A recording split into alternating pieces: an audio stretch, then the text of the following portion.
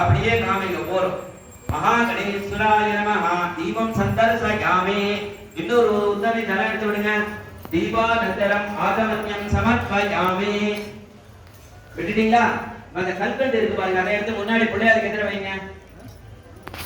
பிள்ளையாருக்கு எதிர கல்கண்டு எடுத்து வச்சுக்கோங்க. கையில ஒரு உத்தண்ணி ஜலம் எடுத்து மணி வச்சு அடிச்சுட்டு 3 தடவை சுத்தணும். ஓம் கோத் பகவத் ராமதத்தரே யம்பத்தோன் எடுத்தே ரவிஜாமி அபரோபசரணமசி. இப்போ இந்த கை வலது கையில மோதிர விரலையும் நடு விரலையும் கட்ட விரலையும், மோதிர விரல் நடு விரல் கட்ட விரல், இந்த 3 விரலால சுவாமி ஒரு குழந்தைக்கு ஊற்ற மாதிரி 6 தடவை அந்த கல்கண்ட சுவாமிக்கு காமிங்க, பிள்ளையாரை காமிங்க.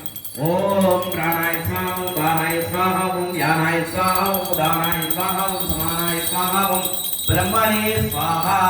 மகா கணேஸ்வராய நம.